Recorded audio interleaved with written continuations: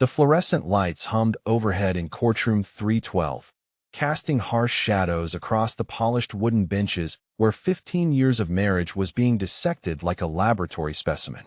Margaret Thornfield sat perfectly still, her hands folded over a worn leather briefcase that had traveled with her through countless late nights and early mornings. Across the aisle, her husband Richard leaned back in his chair with the casual confidence of a man who had never doubted his own narrative. Judge Patricia Henley adjusted her reading glasses and glanced at the divorce petition before her. The case seemed straightforward enough on paper. Richard Thornfield, successful tech entrepreneur and CEO of Nexus Technologies, seeking dissolution of marriage from Margaret Thornfield, described in the filing as a homemaker and occasional administrative assistant. The financial disclosures painted Richard as the sole breadwinner, the architect of a $40 million software empire built from nothing more than determination and vision. Richard's attorney, James Mitchell, rose with theatrical precision. His tailored suit and platinum cufflinks caught the light as he gestured toward his client. Mr. Thornfield built Nexus Technologies from a one-room apartment, working 18-hour days to develop the revolutionary data management software that now serves Fortune 500 companies worldwide. He took tremendous personal and financial risks, often going without salary to reinvest every dollar back into the company. Mrs. Thornfield, while certainly supportive in her domestic role, had no involvement in the technical or business aspects of the enterprise. Margaret's shoulders didn't move, but something flickered behind her dark eyes. She watched Richard nod along with his lawyer's words, his face wearing the same expression of patient virtue he had perfected for investor meetings and industry conferences. The same expression that had convinced venture capitalists to trust him with their millions, that had earned him a spot on magazine covers as one of the nation's most innovative young executives. The irony would have been amusing if it hadn't been so devastating. Before you hear the rest of this story, I'm curious where you're watching from today. Drop a comment and let me know what state or country you're in. Have you ever worked somewhere where your contributions were overlooked or stolen by someone else? This story hits differently depending on your own experiences in the workplace. 20 years earlier, Margaret Chin had graduated summa cum laude from MIT with dual degrees in computer science and electrical engineering. Her senior thesis on predictive algorithms had caught the attention of professors who rarely bothered learning undergraduate names. Job offers poured in from tech giants on both coasts, each one representing a path toward the kind of career her immigrant parents had sacrificed everything to make possible. But love, as Margaret would later reflect with bitter clarity, had a way of derailing even the most carefully planned trajectories. She had met Richard during her final semester, when he was struggling through a basic programming course as a business major. He was charming in that effortless way that came naturally to people who had never doubted their place in the world. Where Margaret had clawed her way through rigorous coursework with methodical precision, Richard coasted on charisma and the kind of social connections that opened doors before you even knew they existed. Their courtship had been a whirlwind of late-night study sessions, with Margaret patiently explaining concepts that Richard seemed to grasp just enough to pass his exams. He spoke constantly of his entrepreneurial dreams, painting vivid pictures of the companies he would build and the innovations he would bring to market. Margaret found his optimism infectious, his certainty magnetic. What she didn't realize was that Richard had already begun viewing her not as a partner, but as a resource to be managed. The wedding came 6 months after graduation, a small ceremony that Margaret's parents attended with barely concealed disappointment. They had invested everything in their daughter's education, had worked double shifts at the textile factory to pay for her tutoring and test prep. They watched their brilliant daughter pledge her future to a man whose greatest accomplishment seemed to be recognizing her value before anyone else did. The early years of marriage blurred together in Margaret's memory like frames of an old film reel. Richard's first startup attempts failed spectacularly, each collapse followed by weeks of brooding and blame directed at investors who couldn't see his vision or partners who didn't share his commitment. Margaret worked days at a software consulting firm, then spent her evenings helping Richard refine his business plans and debug his code. It was Margaret who identified the gap in the market that would eventually become Nexus Technologies' foundation. She had been analyzing data integration problems for her consulting clients when she realized that existing solutions were approaching the challenge from entirely the wrong angle. The breakthrough came during one of those 3 a.m. sessions at their kitchen table, Margaret's laptop surrounded by coffee cups and crumpled napkins covered in algorithms. Richard had been complaining about another failed pitch when Margaret looked up from her screen, her eyes bright with the excitement that always accompanied her best insights. What if we stopped trying to make the data fit existing frameworks and instead created frameworks that adapt to the data itself? She began sketching on the back of an envelope, her pen moving with the fluid confidence of someone who could see the solution forming in real time. Richard watched her work, his businessman's instincts immediately recognizing the potential even if he couldn't fully grasp the technical implications. By morning, they had outlined what would become the core architecture of Nexus Technologies' flagship product. The company formation documents were filed 3 weeks later, with Margaret and Richard listed as co-founders. Margaret handled all technical development, while Richard focused on business operations and investor relations. It was a natural division of labor that played to their respective strengths, and for the first time since graduation, Margaret felt like she was finally using her education for something that mattered. The early client meetings took place in coffee shops and borrowed conference rooms, with Richard delivering polished presentations while Margaret sat quietly in the corner, ready to answer any technical questions that arose. She preferred it that way, finding the spotlight uncomfortable and the sales process exhausting. Richard thrived on the performance aspect, his natural charisma, making even the most skeptical clients lean forward with interest. But as the company grew, something began to shift in ways so subtle that Margaret didn't notice until it was too late. Now, 15 years later, Margaret sat in that harsh courtroom light as Richard's lawyer continued painting the picture of a self-made entrepreneur whose success stemmed entirely from his own vision and determination. Richard nodded along, his expression one of modest pride mixed with the patient tolerance of someone forced to relive past achievements for legal necessity. Judge Henley made notes on her pad, occasionally glancing at Margaret's motionless form. The woman showed remarkable composure for someone whose financial future hung in the balance. Most people in her position would be fidgeting, whispering urgently with their attorney, or showing some sign of stress. Instead, Margaret simply waited, her fingers resting lightly on that mysterious briefcase, as if she knew something that everyone else in the room had yet to discover. Richard's testimony was about to begin, and he approached the witness stand with the same confident stride that had carried him through countless board meetings and industry conferences. He raised his right hand and swore to tell the truth, the whole truth, and nothing but the truth. The irony of that oath would soon become apparent to everyone in the room. Richard Thornfield settled into the witness chair with practiced ease, adjusting his silk tie and offering the court a modest smile that had graced the covers of 3 business magazines in the past year alone. His testimony began with the careful cadence of a man who had told this story so many times that every pause and inflection had been perfected for maximum impact. Your Honor, when I founded Nexus Technologies in 2008, I was working out of a converted garage with nothing but a laptop and an idea that most people said would never work. I spent my days cold calling potential clients and my nights writing code until my fingers cramped. There were months when I lived on ramen noodles and determination, reinvesting every penny back into the company because I believed in the vision even when no one else did. Margaret watched from her table as Richard painted his familiar portrait of entrepreneurial struggle and ultimate triumph. She had heard variations of this speech at investor dinners and industry award ceremonies, had watched him accept accolades and recognition for innovations that had kept her awake for countless nights. Each time, the story became more polished, more compelling, and more divorced from reality.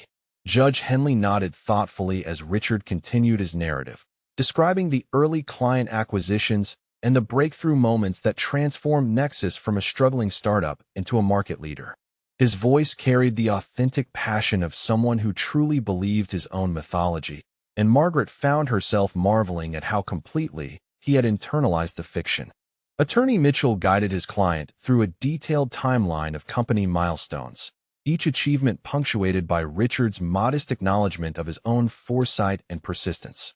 The first major contract with Meridian Corporation came after Richard personally flew to Chicago and spent 3 days convincing their CTO that traditional data management approaches were fundamentally flawed.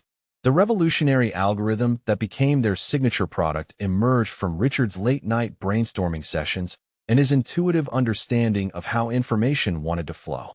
Margaret's fingers tightened imperceptibly around the handle of her briefcase. She remembered that Chicago trip differently.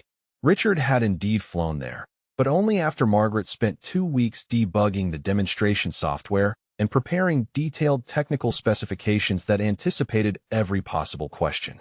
She had coached him through video calls from the hotel, walking him through each aspect of the system architecture while he practiced his presentation in front of the bathroom mirror.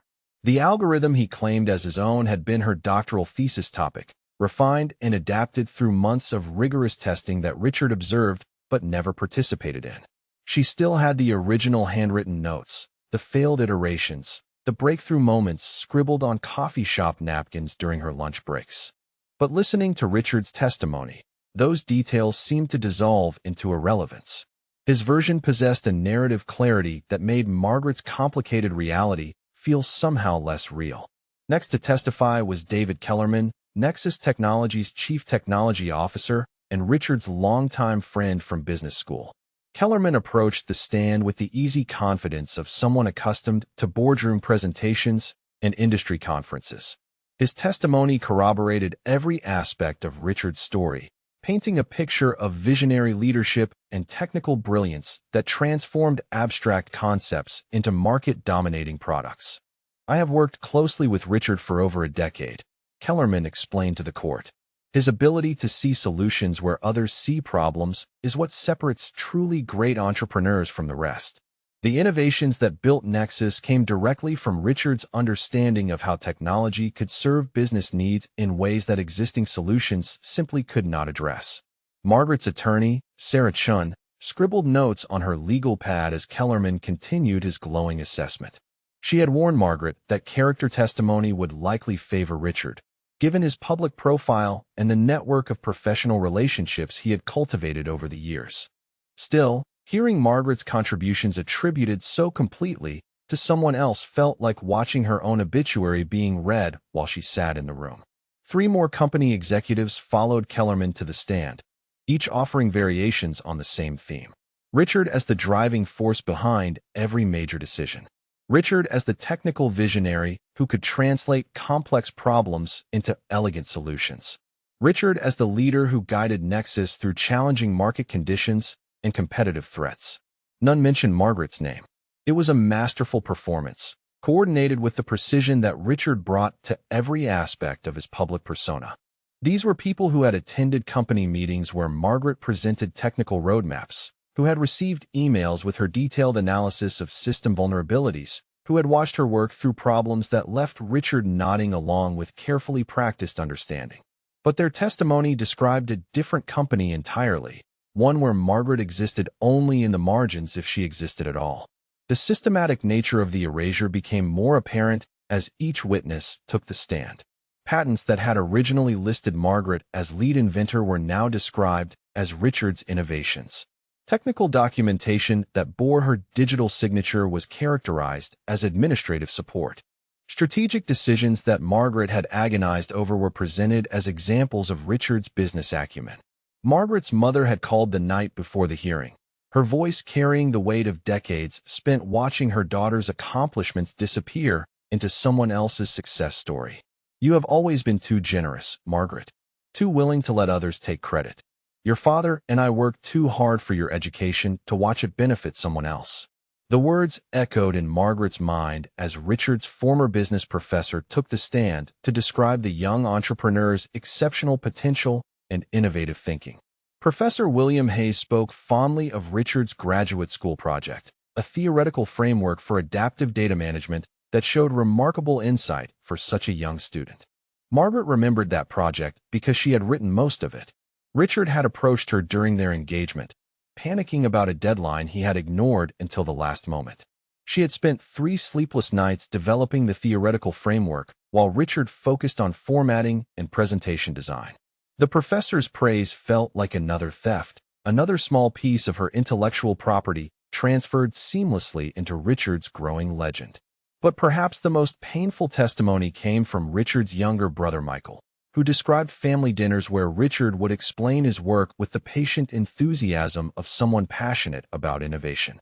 Michael recalled conversations about data architecture and system integration, technical discussions that supposedly demonstrated Richard's deep understanding of complex engineering principles. Margaret had attended those same dinners. She remembered the careful way Richard would relay information she had explained to him in the car, presenting her insights as his own discoveries while she sat quietly beside him. She remembered the pride in his parents' eyes as they listened to their son describe his latest breakthrough, the way they would pat his shoulder and speak of his bright future. None of them ever asked Margaret about her own work. Attorney Chen began her cross-examination with methodical precision, focusing initially on timeline inconsistencies that the previous testimonies had inadvertently revealed. Her questions were surgical in their accuracy, designed to expose the gaps between public narrative and documented reality. Mr. Kellerman, you testified that Richard developed the core algorithm during late-night sessions in 2009. Can you tell me what programming languages Richard was fluent in at that time? Kellerman hesitated for just a moment before responding with confidence. Richard was primarily working in Java and Python, with some C++ for performance-critical applications. Margaret's attorney made a note and continued. And you were present during these development sessions? Well, not physically present, but Richard would brief me regularly on his progress and insights. So your knowledge of Richard's development process comes from his own descriptions rather than direct observation. Richard's attorney objected before Kellerman could answer, but the damage was already done. A small crack had appeared in the foundation of certainty that had characterized the morning's testimony. Judge Henley called for a brief recess, and Margaret finally moved for the first time in hours. She stood slowly, her hand never leaving the briefcase that contained 15 years of carefully preserved documentation. Contracts and correspondence, technical specifications and patent applications, email threads and project timelines that told a very different story than the one the court had been hearing. Sarah Chen approached her client with a look of grim determination. They had spent weeks preparing for this moment, reviewing every document and piece of evidence that might support Margaret's claims. But even Chen had been surprised by the brazen completeness of Richard's narrative reconstruction. Are you ready for this, Margaret? Once we start presenting evidence, there's no going back. Richard's reputation, his company, his entire public identity is built on the story we're about to challenge. Margaret looked across the courtroom to where Richard sat with his legal team, discussing strategy with the casual confidence of people who had never seriously considered the possibility of defeat. His expression remained relaxed, almost amused, as if the morning's proceedings had been merely a formality before the inevitable conclusion. For 15 years, Margaret had chosen silence over confrontation, collaboration over credit, peace over justice. She had convinced herself that the work mattered more than recognition, that building something meaningful was more important than who received acknowledgement for the achievement. But sitting in that courtroom, listening to her life's work attributed entirely to someone else, Margaret finally understood the true cost of her generosity. I'm ready, she told her attorney, her voice carrying a quiet strength that surprised them both. Sarah Chen nodded and returned to her table, preparing for the afternoon session that would begin dismantling Richard Thornfield's carefully constructed mythology one document at a time. Richard remained confident, even as his legal team huddled around him with urgent whispers. He had covered his tracks too thoroughly, spun his story too convincingly, and built his reputation too solidly for any challenge to pose a serious threat. Or so he believed. The afternoon session began with Sarah Chen approaching the evidence table with the methodical precision of a surgeon preparing for a complex operation.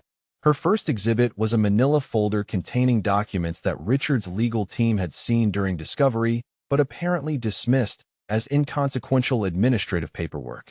Your Honor, I would like to present the original incorporation documents for Nexus Technologies, filed with the state of Delaware on March 15, 2008. Judge Henley accepted the documents and began examining them with careful attention to detail. The filing was standard in most respects, listing the company's initial purpose, registered address, and authorized share structure. But as the judge read further, her eyebrows rose slightly. According to these documents, the company was founded by two individuals. Richard Thornfield is listed as Chief Executive Officer and Margaret Chin Thornfield is listed as Chief Technology Officer and Lead Engineer. Both signatures appear on the incorporation papers, along with their respective ownership percentages. Sarah Chin nodded and continued. Margaret Thornfield held a 60% stake in the company at founding, with Richard holding 40%. The disparity reflects their respective contributions to the intellectual property that formed the company's foundation. Richard's attorney James Mitchell rose immediately. Your Honor, incorporation paperwork often contains administrative details that don't reflect the actual operational reality of a business. Mrs. Thornfield may have signed documents, but that doesn't mean she played any substantive role in company development. Judge Henley studied the papers more closely. These documents show Margaret Thornfield's signature on the technical specifications that accompany the incorporation filing. The specifications detail the core algorithm architecture and implementation strategy for what would become Nexus Technologies' primary product offering. Margaret felt a small flutter of satisfaction as the judge read aloud from papers that Margaret herself had drafted during those early months when the company existed only in their shared imagination. The technical language was precise and unforgiving, describing complex system interactions that required deep understanding of both theoretical computer science and practical engineering constraints. Sarah Chun approached the witness stand. Mrs. Thornfield, can you tell the court about your educational background and qualifications at the time these documents were filed? For the first time since the proceedings began, Margaret spoke directly to the court. Her voice was steady and clear, carrying the confidence of someone accustomed to explaining complex concepts to skeptical audiences. I graduated from MIT in 2005 with a Bachelor of Science in Computer Science, magna cum laude, and a Bachelor of Science in Electrical Engineering, summa cum laude. My senior thesis focused on adaptive algorithms for dynamic data management, which became the theoretical foundation for what is now called the Nexus Core Architecture. She paused, allowing the weight of her credentials to settle in the room before continuing. After graduation, I worked for 2 years as a senior systems engineer at Dataflow Solutions, where I specialized in large-scale database optimization and integration protocols. I hold 3 patents in data compression technology and 2 in predictive caching systems. Richard's face remained carefully neutral, but Margaret noticed the slight tightening around his eyes that had always appeared when he felt cornered. She had seen that expression during investor meetings when technical questions exceeded his prepared responses, during client presentations when unexpected problems arose that required real-time solutions. Sarah Chun returned to the evidence table and retrieved a thick binder. Your Honor, I would like to present Technical Specification Document TS-001, dated April 3, 2008, which details the complete system architecture for what became the Nexus Core platform. The binder landed on the judge's desk with a substantial thud. Inside were hundreds of pages of detailed technical drawings, code samples, performance projections, and implementation timelines. Every page bore Margaret's digital signature, and many contained handwritten annotations in her distinctive engineering script. Judge Henley flipped through the pages, pausing occasionally to examine particularly complex diagrams. Mrs. Thornfield, did you prepare this documentation? Margaret nodded. That document represents approximately 4 months of intensive development work. I designed every aspect of the system architecture, wrote the initial code base, and created the testing protocols that ensured reliable performance under various load conditions. The judge continued examining the binder. Mr. Mitchell, does your client dispute the authenticity of this documentation? James Mitchell conferred briefly with Richard before responding. Your Honor, we don't question that Mrs. Thornfield provided clerical and administrative support during the company's early development. However, creating documentation is very different from conceptualizing the innovative solutions that made Nexus Technologies successful. Sarah Chun smiled slightly. Your Honor, I would like to direct the court's attention to page 47 of the technical specifications, which contains the mathematical proof for the adaptive algorithm that became Nexus Technologies' core competitive advantage. Margaret watched as the judge studied the page in question. The proof was her masterwork, an elegant mathematical demonstration that data management efficiency could be optimized through predictive modeling rather than reactive processing. She had developed the concept during her final year at MIT and spent countless hours refining it into a practical implementation strategy. Mrs. Thornfield, can you explain this mathematical proof to the court? Margaret stood and approached the evidence display, her earlier nervousness replaced by the quiet confidence that always emerged when she discussed her technical work. The adaptive algorithm is based on the principle that data access patterns are not random, but follow predictable behavioral models. By analyzing historical usage data, the system can anticipate future requests and pre-position information for optimal retrieval efficiency. She gestured to specific equations on the displayed page. This mathematical relationship demonstrates how predictive accuracy improves exponentially as the historical data set grows, creating a system that becomes more efficient over time rather than degrading under increased load. Judge Henley nodded thoughtfully. Mr. Thornfield, do you understand the mathematical principles that Mrs. Thornfield just explained? Richard hesitated for a moment too long before responding. Your Honor, as CEO, I focus on strategic business decisions rather than technical implementation details. I rely on qualified engineers to handle the mathematical aspects. But earlier you testified that you personally developed this algorithm during late-night coding sessions. Sarah Chen's voice carried a note of polite confusion. How could you develop something that you now claim not to understand? Richard's attorney objected before his client could respond, but the contradiction hung in the air like smoke from a fire that was just beginning to spread. Margaret returned to her seat, allowing herself a small moment of satisfaction. For 15 years, she had watched Richard take credit for work that he couldn't even comprehend, much less reproduce. The mathematical proof on display represented weeks of complex analysis that Richard had never even attempted to understand. Sarah Chen wasn't finished. Your Honor, I would now like to present evidence regarding the patent applications filed by Nexus Technologies between 2008 and 2012. A new stack of documents appeared on the evidence table. These were official patent filings with the United States Patent and Trademark Office, each one representing a specific technical innovation that had contributed to the company's success. The first 3 patents list Richard Thornfield and Margaret Thornfield as co-inventors. However, the technical descriptions and implementation details show a clear pattern of authorship. Margaret watched Richard's face as Sarah Chen read aloud from the patent applications. The language was unmistakably Margaret's, filled with the precise technical terminology and logical structure that characterized all of her professional writing. Patents 4 through 12 show an interesting evolution. While both names remain listed as inventors, the technical content becomes increasingly sophisticated and mathematically complex. Patents 13 through 18 list only Margaret Thornfield as the primary inventor, with Richard Thornfield noted as a contributing team member. Judge Henley studied the patent documents with growing interest. Mrs. Thornfield, can you explain why the later patents show this change in attribution? Margaret spoke carefully, aware that her next words would directly contradict her husband's sworn testimony. As my technical expertise developed, and I took on more complex projects, it became clear that I was providing the primary innovative content while Richard handled business development and client relations. The Patent Office requires accurate attribution of intellectual contribution, so we adjusted the filings accordingly. Richard's leg began bouncing slightly under the table, a nervous habit that Margaret recognized from their early dating days, when he was struggling through particularly difficult coursework. She had often found the gesture endearing back then, a sign of vulnerability that made his confidence seem more human. Now it simply looked like fear. Sarah Chen retrieved Margaret's weathered briefcase and placed it on the evidence table. Your Honor, Mrs. Thornfield has brought additional documentation that demonstrates the full scope of her contributions to Nexus Technologies over the past 15 years. Margaret stood and approached the briefcase, her movements deliberate and unhurried.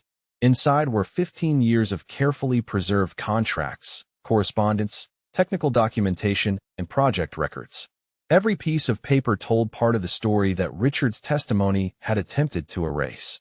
She withdrew the first folder, labeled simply 2008 through 2010, in her neat handwriting. These documents will show that every major technical decision, every innovative breakthrough, and every competitive advantage that built Nexus Technologies originated from my work, not my husband's. For the first time since the proceedings began, Richard looked genuinely worried. Margaret opened the briefcase with the careful precision of someone unveiling a masterpiece that had been hidden in darkness for too long. The first contract she withdrew was dated September 12, 2008, just 6 months after the company's incorporation. The document was thick with technical addenda and implementation schedules, each page bearing the distinctive letterhead of Meridian Corporation. Your Honor, this is the contract for Nexus Technologies' first major client engagement. Richard testified earlier that he personally flew to Chicago and convinced Meridian's executives to take a chance on our improving company. Margaret held the contract so the court could see the signature pages clearly. The technical lead signature belongs to Margaret Thornfield, with full authority over system design, implementation oversight, and client deliverable approval. Richard's signature appears only in his capacity as business representative, with no technical decision-making authority. Judge Henley accepted the document and read through the key provisions. Mrs. Thornfield, according to this contract, you were responsible for all technical aspects of the client engagement. Can you explain what that involved? Margaret's voice grew stronger as she shifted into the analytical mode that had always felt most natural to her. Meridian needed to integrate 17 different data sources across multiple legacy systems without disrupting their existing operations. I designed a custom middleware solution that could translate between incompatible formats while maintaining real-time synchronization across all platforms. She gestured toward the technical appendix attached to the contract. The solution required developing 3 new algorithms for data reconciliation, 2 custom communication protocols, and a monitoring system that could detect and resolve conflicts automatically. I personally wrote over 40,000 lines of code for that project. Richard's attorney shifted uncomfortably in his chair. Your Honor, Mrs. Thornfield may have provided technical support, but Mr. Thornfield was ultimately responsible for client satisfaction and project success. Margaret retrieved the next contract from her briefcase, this one from Datatech Industries dated February 2009. The project scope was even more complex than Meridian, involving real-time processing of financial transactions across international markets with zero tolerance for errors or delays. This contract shows a similar pattern, Margaret continued. Richard handled initial client contact and contract negotiation, but I was responsible for system design, development, implementation, and ongoing technical support. My consultant fee was listed as $80,000, which was actually my effective salary for running the technical operations of the company. She placed contract after contract on the evidence table, creating a growing mountain of documentation that painted an unmistakable picture. Nexus Technologies had built its reputation on Margaret's technical expertise, with Richard serving primarily as the public face and business development representative. Judge Henley examined several of the contracts, noting the consistent pattern of Margaret's technical authority and Richard's limited role in actual product development. Mr. Mitchell, does your client dispute the authenticity of these contracts? James Mitchell conferred urgently with Richard before responding. Your Honor, these contracts may show administrative arrangements, but they don't reflect the intellectual property ownership or creative contributions that actually built the company's success. Margaret reached into her briefcase and withdrew a different type of document, this one bearing the official seal of the United States Copyright Office. Your Honor, this is the copyright registration for the Nexus Core software platform, filed in March 2010. The registered author is Margaret Thornfield, with Nexus Technologies listed as the corporate owner under work-for-hire provisions. The judge studied the copyright registration with evident interest. Mrs. Thornfield, you personally hold the copyright to your company's primary product. Margaret nodded. I wrote every line of the original code base and designed every aspect of the system architecture. The copyright registration reflects my authorship while acknowledging the company's commercial ownership rights. Richard finally spoke from his table, his voice carrying a note of desperation that hadn't been there during his morning testimony. Your Honor, Margaret has always been extremely detail-oriented about paperwork, but documentation doesn't tell the whole story. The innovative concepts, the strategic vision, the business insights that made these products successful, Those came from our collaborative partnership. Margaret turned to face her husband directly, her expression calm but determined. Richard, which specific innovations are you claiming credit for? Can you name a single algorithm, protocol, or system design that originated from your work rather than mine? The courtroom fell silent as Richard struggled to formulate a response. His earlier confidence had evaporated, replaced by the panicked expression of someone realizing that 15 years of careful myth-building was beginning to collapse. Your Honor, Richard's attorney interjected, this line of questioning is inappropriate for these proceedings. We are here to determine asset division, not to litigate the creative process behind software development. Judge Henley's voice carried a sharp edge that hadn't been present earlier in the day. Mr. Mitchell, your client's entire financial claim is based on his assertion that he built this company through his own innovative work. Mrs. Thornfield's evidence directly contradicts that assertion, which makes it extremely relevant to asset division. Margaret continued her methodical presentation, each new contract revealing another layer of her central role in company operations. The documentation showed that she had personally negotiated technical requirements with clients, designed custom solutions for complex integration challenges, and maintained direct responsibility for all software development and system maintenance. More troubling for Richard's case, the contracts revealed that Margaret's consulting fees had increased substantially over time, reaching over $200,000 annually by 2015. The amounts were far beyond what any administrative assistant or clerical worker would command, instead reflecting compensation for executive-level technical leadership. David Kellerman, who had testified so confidently that morning about Richard's technical brilliance, now found himself recalled to the stand for additional questioning. Mr. Kellerman, Sarah Chun began, you testified earlier that Richard developed the core algorithms that built Nexus Technologies. Looking at these contracts, can you identify any specific technical work that Richard performed personally? Kellerman's composure began to crack under careful questioning. Well, Richard was always very involved in the conceptual discussions and strategic planning sessions. But did he personally write code, design system architectures, or create technical specifications? Richard's role was more at the visionary level, providing guidance and direction for the technical team. Sarah Chun pressed further. According to these contracts, Margaret Thornfield was the sole member of your technical team for the first 3 years of company operations. Who exactly was Richard providing guidance to? Kellerman's face flushed as he realized the contradiction. He was working closely with Margaret to ensure that the technical implementations aligned with business objectives. Margaret watched this exchange with growing amazement. These were people who had worked with her for years, who had attended meetings where she presented technical roadmaps and answered complex questions that left Richard nodding along with practiced understanding. Yet they had convinced themselves, or chosen to believe, that Richard was the source of innovations they had watched Margaret create. The psychological mechanism behind the deception fascinated her almost as much as it angered her. Judge Henley called for another brief recess, but the momentum in the courtroom had shifted decisively. Richard's legal team huddled around him with increasingly urgent whispers, while Margaret calmly organized the remaining documents in her briefcase. Sarah Chun approached her client with barely concealed excitement. Margaret, this is going better than we could have hoped. Richard's entire narrative is collapsing under the weight of your documentation. Margaret nodded but remained focused on the task ahead. We're not finished yet, Sarah.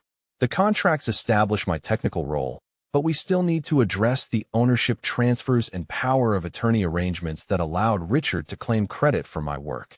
She reached into the briefcase and withdrew the most damaging document of all, a legal agreement dated January 15, 2009, that had seemed routine at the time but would prove to be the mechanism through which 15 years of intellectual property theft had been accomplished. Richard saw the document in Margaret's hands, and his face went completely pale. He knew what was coming next, and for the first time since the proceedings began, he looked genuinely afraid. The truth was about to emerge in its full, devastating clarity. The document Margaret held in her hands was deceptively simple, just 3 pages of legal text that had seemed routine when she signed it 15 years earlier. The heading read, Temporary Power of Attorney and Intellectual Property Management Agreement, and bore the date January 15, 2009. Your Honor, This is the document that enabled everything that followed. At the time, I was 7 months pregnant with our daughter and experiencing complications that required bed rest. Richard convinced me that he needed legal authority to handle business matters while I recovered. Margaret's voice carried the weight of someone who had spent years understanding the full implications of a decision made during a moment of vulnerability and trust.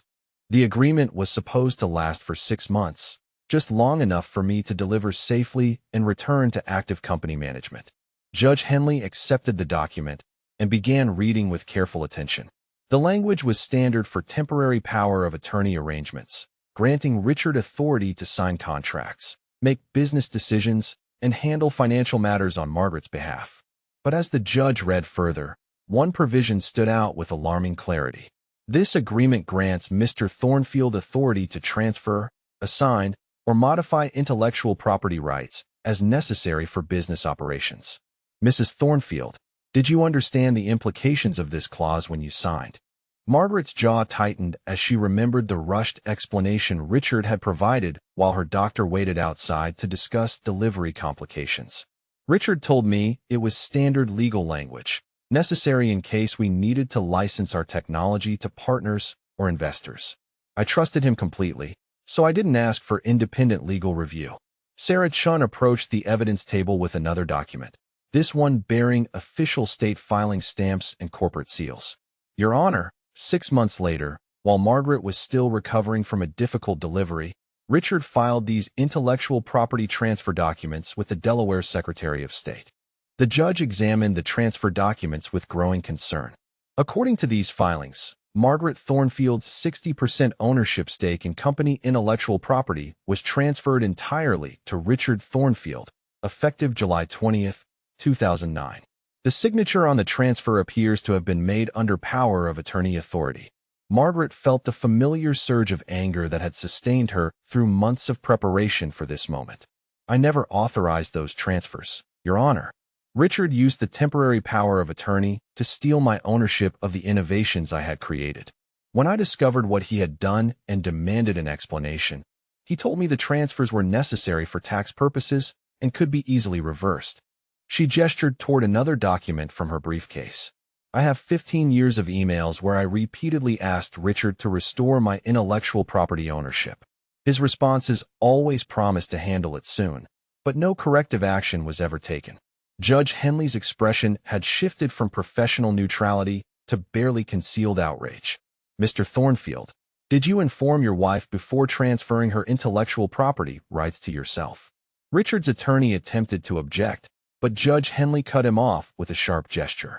Mr. Thornfield will answer the question. Richard's voice cracked as he attempted to maintain his earlier composure. Your Honor, those were complex business decisions made during a challenging time. Margaret was focused on recovering from childbirth, and I was trying to protect our family's financial interests. Margaret stood abruptly, her patience finally exhausted after hours of listening to Richard's evasions and manipulations. Richard, there was nothing complex about theft. You used my trust and vulnerability to steal 15 years of my work, and you have spent every day since convincing yourself and everyone else that you deserved credit for innovations you could never have created. The transformation was startling. The quiet woman who had sat silently through the morning testimony was gone, replaced by someone whose authority filled the courtroom like electricity before a storm. This was Margaret in her element, the brilliant engineer who had built a technology empire from nothing but mathematical insight and relentless determination. Richard's legal team frantically shuffled papers, but their client had begun to crumble under the weight of evidence and his wife's unexpected strength. The confident executive who had testified that morning was nowhere to be seen, replaced by someone who looked increasingly desperate and cornered. Sarah Chun recalled David Kellerman to the stand, and his earlier testimony began to unravel under pointed questioning about specific technical decisions and innovations. Mr. Kellerman, you testified that Richard developed the adaptive algorithm personally. Can you tell me what programming language he used for the initial implementation? Kellerman hesitated, his earlier confidence completely evaporated. Well, Richard worked primarily through conceptual frameworks rather than direct coding. But algorithms require specific mathematical implementation. Can you name the mathematical principles that Richard applied to create the adaptive functionality? Kellerman's face flushed with embarrassment as he realized the impossibility of his position. Richard always explained things at a very high level, focusing on business applications rather than technical details. Judge Henley intervened with barely controlled frustration. Mr. Kellerman, are you telling this court that you testified under oath about technical work that you never actually witnessed? The admission hung in the air like a confession. Kellerman's shoulders sagged as he acknowledged that his glowing description of Richard's technical brilliance was based entirely on Richard's own claims rather than any direct observation of actual work. Margaret watched as the carefully constructed mythology surrounding her husband's success collapsed in real time. One by one, the company executives who had supported Richard's narrative were forced to admit that they had never actually seen him perform the technical work they had attributed to him. The most devastating moment came when Margaret presented the original handwritten notes from her MIT thesis research, the foundational work that had become Nexus Technologies' core competitive advantage. The pages were filled with mathematical proofs, algorithm sketches, and theoretical frameworks that bore no resemblance to anything Richard could have produced. Richard's brother Michael, who had testified earlier about family dinners where Richard explained his technical work, was recalled to clarify his earlier statements. Mr. Thornfield, you described conversations where Richard explained complex technical concepts. Did you ever question the source of his knowledge or ask about his collaborators? Michael's voice was barely audible as he responded. Richard always spoke like the ideas were his own. We never thought to question him. Margaret felt a moment of pity for Richard's family, who had genuinely believed in his success and were now learning that their pride had been built on deception. But the pity was tempered by 15 years of watching her own achievements attributed to someone else while she remained invisible. Judge Henley's anger was now clearly visible as she addressed Richard directly. Mr. Thornfield, this court has heard extensive testimony about your technical expertise and innovative contributions. Can you explain to me, in your own words, how the adaptive algorithm that built your company actually functions? Richard's mouth opened and closed several times before he managed to speak. Your Honor, as I mentioned earlier, my role has always been more strategic and visionary. I rely on technical experts to handle implementation details. But you testified under oath that you personally developed this algorithm. Were you lying to this court? Richard's attorney attempted to object, but Judge Henley's patience had reached its limit. Mr. Mitchell, your client has made specific claims about his technical contributions under penalty of perjury. I am entitled to test the veracity of those claims. Margaret watched her husband of 15 years dissolve before her eyes, his carefully constructed persona cracking like a dam under impossible pressure. The confident executive who had opened the day by dismissing her contributions was now struggling to explain basic concepts that any genuine software developer would understand intuitively. The final blow came when Sarah Chun presented Margaret's original employment contracts with Dataflow Solutions, showing salary and responsibility levels that far exceeded what any administrative assistant would ever receive.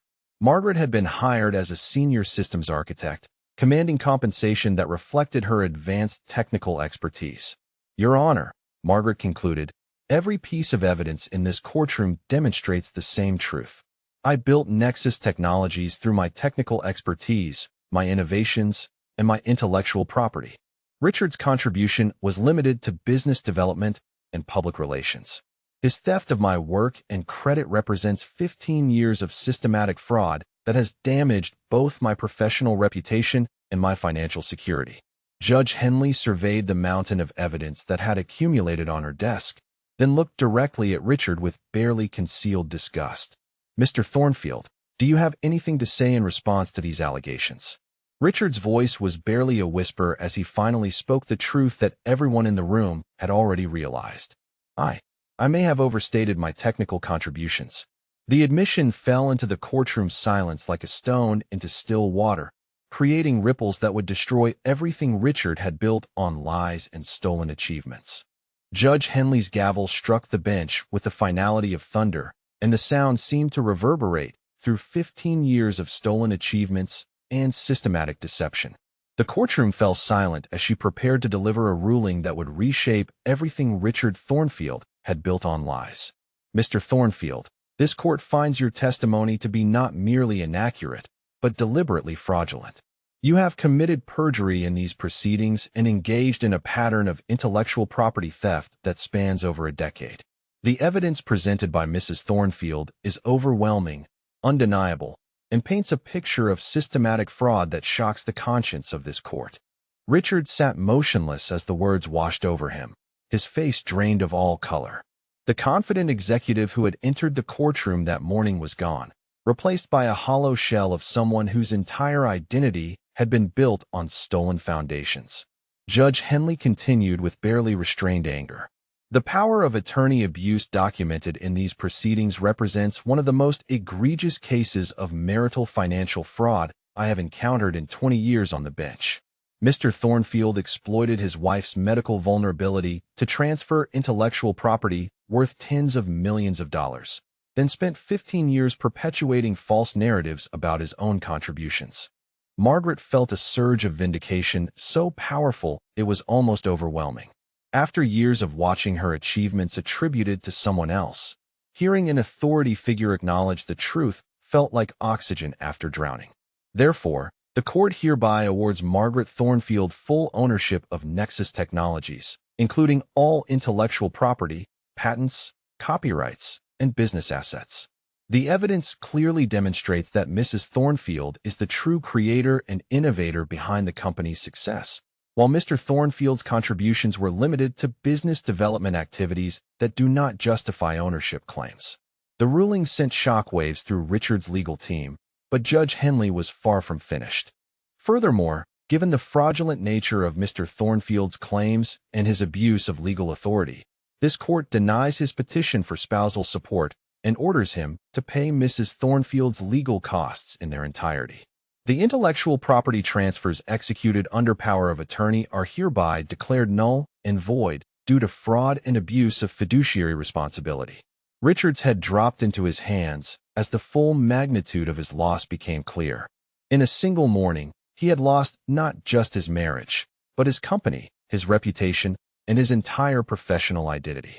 Judge Henley's voice carried a note of personal disgust as she delivered the final portion of her ruling. Mr. Thornfield, I am referring this matter to the District Attorney's Office for investigation of potential criminal fraud charges. The systematic nature of your deception and the substantial financial damages involved suggest criminal liability that extends beyond this civil proceeding. Margaret watched her husband's complete collapse with a mixture of satisfaction and something approaching pity.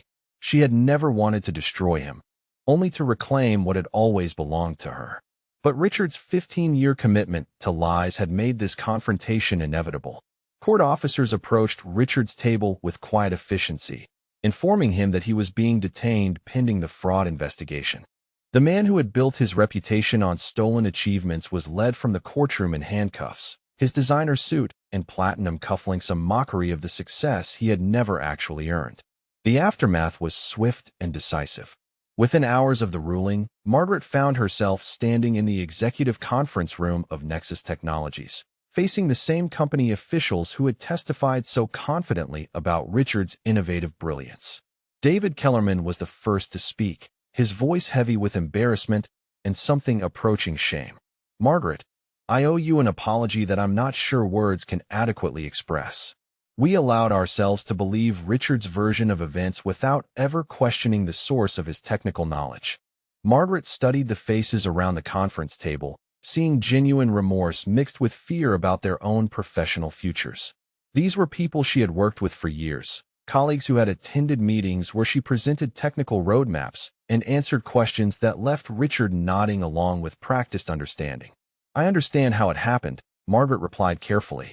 Richard is persuasive, and it was easier to believe his narrative than to question why the actual technical expert never received recognition. But moving forward, this company will operate on principles of honesty, transparency, and appropriate attribution of contributions. The executive team unanimously voted to retain Margaret as CEO and to publicly acknowledge her role as the true innovator behind Nexus Technologies' success. Press releases were drafted that afternoon, correcting 15 years of false attribution and establishing the historical record that Margaret had always been the technical genius behind the company's achievements. Margaret's first act as official CEO was implementing a series of innovations that Richard had consistently blocked, claiming they were too risky or unnecessary.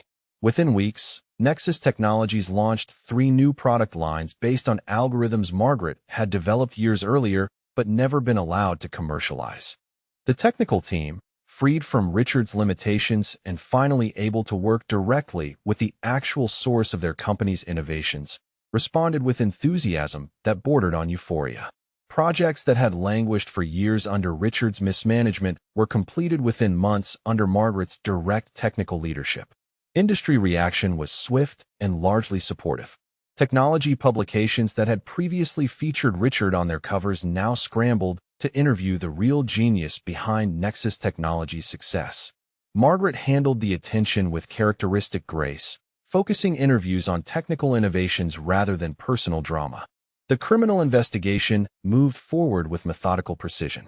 Richard's financial records revealed a pattern of intellectual property manipulation that extended beyond just the power of attorney abuse. Prosecutors documented systematic efforts to remove Margaret's name from patents, contracts, and technical documentation, replacing her contributions with false claims about Richard's own work. 6 months after the divorce ruling, Richard Thornfield was sentenced to 4 years in federal prison for fraud, intellectual property theft, and perjury. The judge noted that his crimes had not only damaged his wife financially, but had contributed to the ongoing problem of women's contributions being erased in male-dominated technical fields. Margaret attended the sentencing hearing, not out of vindictiveness, but to see justice completed. Richard looked older, diminished, as if the removal of his false persona had physically shrunk him. When given the opportunity to speak before sentencing, he offered a brief apology that acknowledged the damage his deception had caused. But by then, Margaret had already moved far beyond the need for Richard's validation or remorse.